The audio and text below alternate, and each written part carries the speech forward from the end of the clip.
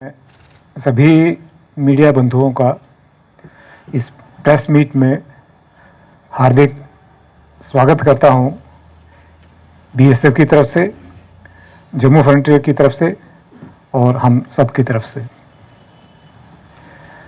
जैसा कि विदित है, इस वर्ष बीएसएफ का 60वां स्थापना दिवस है और इन 60 वर्षों में बीएसएफ सिर्फ जो 25 बटालियन से खड़ी हुई थी, आज 193 बटालियंस तक पहुंची है और विश्व की ये सबसे बड़ी बॉर्डर गार्डिंग फोर्स है।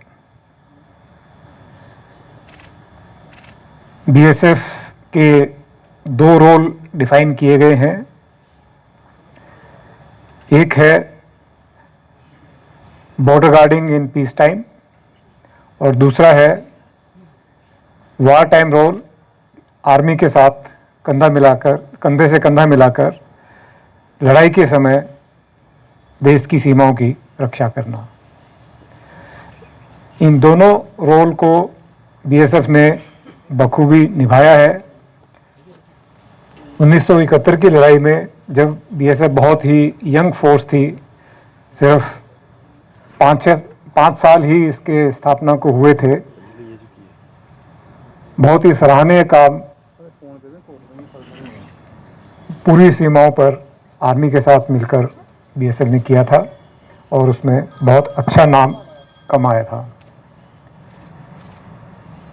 इसी प्रकार से पिछले 60 वर्षों से लगातार देश की सीमाओं की जो बांग्लादेश के साथ लगती हैं तथा पाकिस्तान के साथ लगती है, उसकी सुरक्षा करने में कोई कोर कसर बीएसएफ ने नहीं छोड़ी है और बहुत ही सावधानी और मुस्तैदी से इस काम को अंजाम दिया है और फोर्स ने एक अपना बहुत अच्छा नाम बनाया है।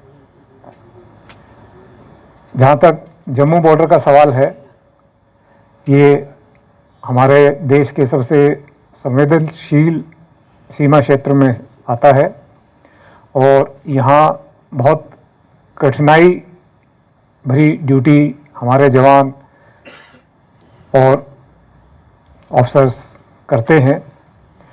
बॉर्डर की निगरानी 24 घंटे पूरी सावधानी से की जाती है और उसमें मैन पावर का, फिजिकली बूट ऑन ग्राउंड जिसको हम कहते हैं, और टेक्निकल असिस्टेंस जिसको कि हम टेक्निकल सर्विलेंस भी कहते हैं, की भी मदद ली जाती है और भरसक प्रयास किया जाता है कि सीमा की सुरक्षा 24/7 की जाए और किसी भी तरह की कोई घुसपैठ हमारी सीमा पार से ना हो पाए। और ये कार्य करने में हमें बीएसएफ को बहुत भारी सफलता भी मिली है और इसके लिए मैं मेरे कमांड के अधीनस्थ जो भी लोग काम कर रहे हैं उन सबको बहुत बहुत बधाई देता हूं और बीएसएफ के 60वें स्थापना दिवस पर बीएसएफ के सभी जवानों, परिवारों और आप सबको भी बहुत बधाई देता हूं। जय। आपको कौन बताता है कि बॉर्डर के ऊपर ज़्यादा अभी प्रेशर है और कहीं नहीं है, उसकी जानकारी मुझे नहीं है। ऐसे मान लिया जाता है कि बर्फ़बारी हो गई है, लेकिन मुझे तो कोई पूरे जम्मू संभाग में कहीं पर कोई बर्फ़बारी नज़र आई नहीं है। तो इसलिए जो प्रेशर है वो सब जगह ही है और हमारे जो जम्मू संभाग की जैसे लाइन ऑफ कंट्रोल है उस पर ऐसी कोई ख़ास बर्फ़बारी होती नहीं है कि जो एक डेटरेंट बने कि वहाँ पर प्रेशर नहीं है या नहीं होगा। जहाँ तक सीमा की बात है और फॉग की और सर्दी की बात है, ये कोई नया इस साल होने वाली प्रक्रिया नहीं है, हर साल होती है और उसके उपाय हर साल हम करते हैं और उसमें दक्षता हासिल कर ली गई है कि फॉग के समय में किस प्रकार से ड्यूटी करनी है, किन उपकरणों का इस्तेमाल करना है, किस तरह की टैक्टिक्स अपनानी है, उसके ऊपर हर साल कार्रवाई की जाती है। और ये क्योंकि कोई नई प्रक्रिया, नया फिनोमेना नहीं है, तो इसे हमें ज़्यादा परेशान होने की आवश्यकता नहीं है। सीमा को सुरक्षित रखा जाएगा और मुस्तैदी से रखा जाएगा। आपका सवाल मेरे जवाब से काफ़ी लंबा है। जो कुछ भी अगर हुआ था तो उसकी आज तक हमें किसी ने कोई जानकारी नहीं दी है कि किस स्थान से या कैसे हुआ था। तो पहली बात तो ये है। दूसरी बात है कि सीमा पार से कोशिश होती है, इसमें ये भी कोई नई बात नहीं है, हमेशा ही होती है। कितने आतंकी उस सीमा पार बैठे हुए हैं उससे हमें कोई ख़ास मतलब नहीं है, वो हम गिनती करते भी नहीं हैं, क्योंकि हमारा उद्देश्य ये है कि सीमा पार से एक भी आतंकी या कोई घुसपैठिया हमारे सीमा में दाखिल ना हो। तो उसी प्रिंसिपल के ऊपर हम काम करते हैं।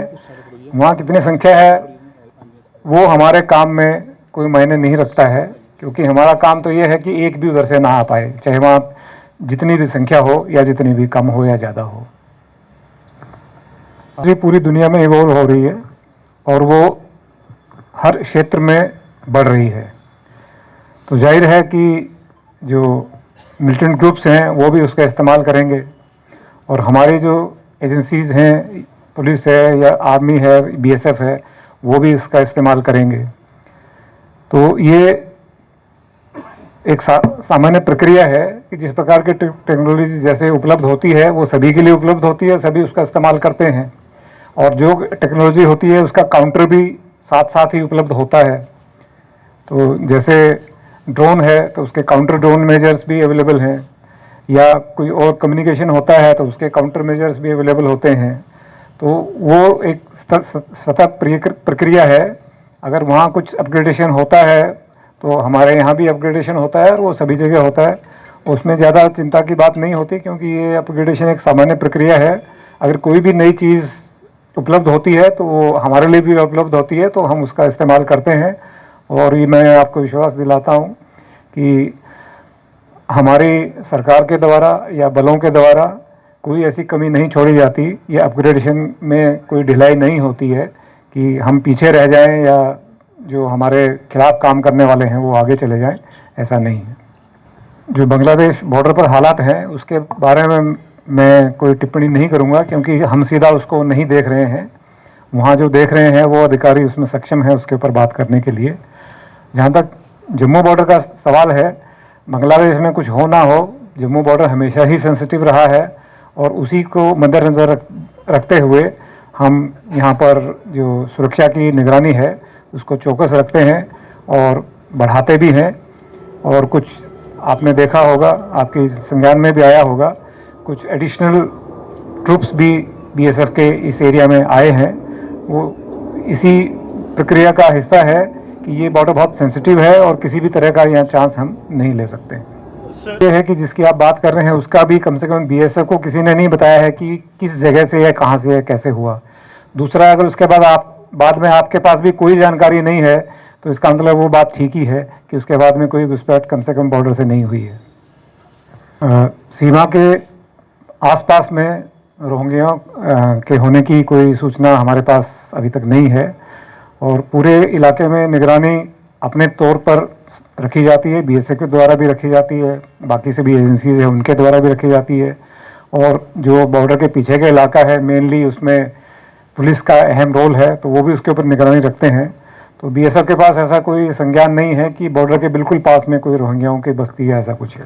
सर, तो आपको ऐसा लगता होगा कि वेरिफिकेशन नहीं हुई है, वो सभी जगह जो खुफिया तंत्र हैं या पुलिस है वो उस काम को लगातार करते रहते हैं। और जिसके पास भी जो इस प्रकार के लोग काम करने आते हैं वो उनको भी ड्यूटी दी गई है कि वो इन्फॉर्म करें कि वो कौन लोग हैं, कहाँ से आए हैं, और उनका वेरिफिकेशन पुलिस से कराएं। तो इस प्रकार की कोई स्थिति नहीं है कि बॉर्डर के ऊपर कोई अनआइडेंटिफाइड लोग घूम रहे हैं और जिसका किसी को पता नहीं है, तो ऐसी स्थिति नहीं है। जो भी जिसने भी कोशिश की है अंदर आने की उसको मार गिराया गया है। वो आपको पता है कि कितने इंसिडेंट इस प्रकार के हुए हैं। और उसके अलावा कोशिश हम उसको तभी मानेंगे जब कोई भारतीय सीमा में पैर रखने की कोशिश करता है।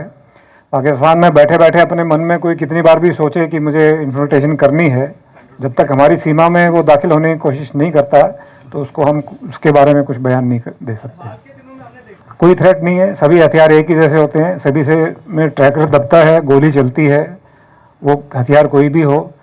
ये एक हाइप है कि M4 है कि विदेश में बनी है तो बहुत ही अच्छी होगी, हमारे पास भी उससे बहुत अच्छे इंडियन मेड हथियार हैं और उससे भी और अच्छी उसकी कार्य प्रणाली है। तो ये M4 है क्योंकि विदेश में बनी हुई एक कार्बाइन है, तो वो कोई अलग काम करती है ऐसा नहीं है, उसमें भी सिस्टम वही है, मैगजीन है, उसमें गोलियां डलती हैं, ट्रैगर दबता है, सामने बैरल से गोली निकलती है, सभी हथियार में यही काम होता है। तो ऐसी कोई थ्रेट नहीं है, क्योंकि उसमें वो भारत नहीं है जो हमारे पास बहुत ही पुराने ज़माने के हथियार होते थे। अभी नई टेक्नोलॉजी के नए हथियार, भारत में निर्मित हथियार बहुत अच्छे अच्छे हमारे पास हैं। जो टेक्निकल सर्विलेंस है वो लगभग पूरे बॉर्डर पे है, जम्मू बॉर्डर पर, और बाकी भी देश की सीमाओं पर उसको एक्सपेंड किया जा रहा है। और बहुत ही जल्द आने वाले समय में पूरे जो सीमा क्षेत्र हैं वो फिजिकल तथा टेक्नोलॉजिकल सर्विलेंस के अंडर में होंगे। Sir, Pankaj Sharma, news 24। BSF के सामने सिर्फ एक ही चुनौती होती है, एक भी घुसपैठ पूरे साल भर में साल दर साल नहीं होने देना। उसी प्रिंसिपल पर हम काम करते हैं और उसके लिए मैं समझता हूँ हम एकदम बिल्कुल सक्षम है। जहाँ तक ट्रेनिंग की बात है, वो सीमा पार कहीं ना कहीं कुछ ना कुछ चलता ही रहता है, उसकी ज़्यादा चिंता हम करते नहीं हैं, क्योंकि वो जो भी करें उससे मतलब हमें नहीं है। हमें मतलब ये है कि सीमा पार से कोई इधर दाखिल ना हो, तो उसके ऊपर हम काम करते हैं। आज तक एक भी कोई पागल बनकर सीमा पार करके भारत की सीमा के अंदर दाखिल हो गया और पीछे चला गया है, ऐसा एक भी इंस्टेंस नहीं है। जो भी अगर कोशिश हुई है पूरे साल भर में, उसको न्यूट्रलाइज किया गया है और एक भी ऐसा सफल कोई प्रयास नहीं है कि कोई पागल बन के हमारी सीमा में घुस के आ गया हो और पीछे चला गया हो। Not even a single one. तो पहली बात तो ये है कि ऐसा कोई थ्रेट हमारे पास नहीं है इन चीज़ों का। जहाँ तक पीछे है कि ड्रग्स के कुछ केसेस हैं जो अभी पकड़े भी गए हैं, उसके लिए हमारी पुलिस और बाकी एजेंसी उसमें पूरी तेज़ी से काम कर रही है और ये समस्या जो थोड़ा उभार पर दिखाई दे रही थी उस पर काफ़ी काबू पा लिया गया है और एक निश्चित जो तकनीक है उसके हिसाब से और कार्रवाई पीछे सब जो एजेंसीज हैं या पुलिस है उनके द्वारा की जा रही है। सर दे देंगे।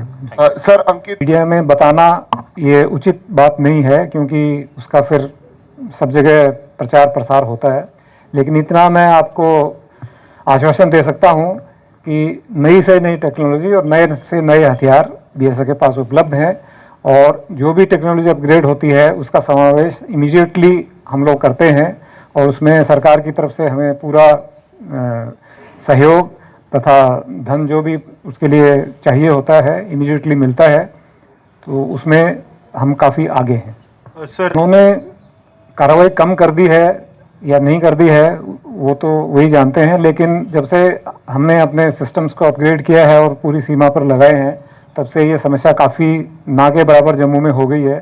तो उससे तो यही सिद्ध होता है कि हमारी जो टेक्नोलॉजी है वो कामयाब है। तो सर पूरे बॉर्डर पे एंटी ड्रोन सिस्टम्स इंटैक्ट हैं? जी बिल्कुल।